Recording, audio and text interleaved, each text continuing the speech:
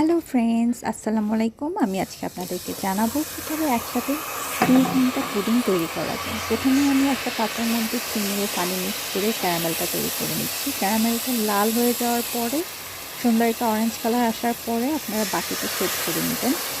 এবং শুধুমাত্র বাটিতে এরকম নয়, আপনারা চাইলে কাপে এবং কাচের বাটিতেও রাখতে পারেন, যেটা ঢাকনা ছাড়া ওরকম। তারপরে একটা পাত্রে চিনি নিয়ে এবং 4টা ডিম নিয়ে মিক্স করে নিচ্ছি, কারণ আমি 1 কেজি দুধ নিয়েছি, সেটা গরম করে ঠান্ডা করে 1/2 কেজির মতো হয়েছে। তারপর ওটার মধ্যে স্বাদমতো লবণ এবং 4টি এলাচ দিয়ে দিচ্ছি, যেটা ডিমের স্মেলটা দূর করে দিবে। তারপর মিক্স করে নিচ্ছি, ভালো করে ডিমটাকে ফাটিয়ে নিচ্ছি এবং আমার ঠান্ডা করে রাখা দুধটাকে এই ডিমের সাথে মিক্সড করে নিচ্ছি ভালোভাবে।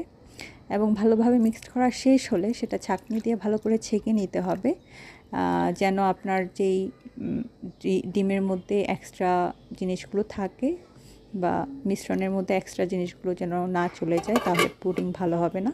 তারপরে বড় স্টিলের বাটিটা আমি পারফেক্টভাবে ঢেকে দিলাম এবং পানিতে স্ট্যান্ড বসিয়ে দিয়ে বাটিগুলো এবং আপনি যাতে পুডিংগুলো রাখবেন, কাপ বা কাচের বাটি, সবগুলো ভালোভাবে সেট করে আপনার ঢাকনা দিয়ে ভালো করে ঢেকে 40 মিনিট বা 45 মিনিটের মতো, মানে অল্প আছে, খুব বেশি আগুনে না, অল্প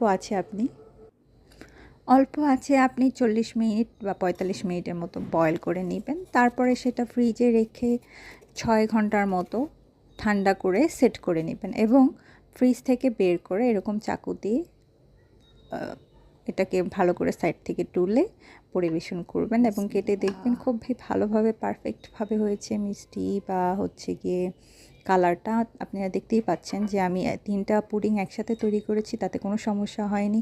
সবগুলো পুডিংই বাটির হোক, কাপের হোক বা কাচের বাটির হোক, সবগুলোই পারফেক্টভাবে হয়েছে এবং খেতেও দারুণ হয়েছে। Thank you.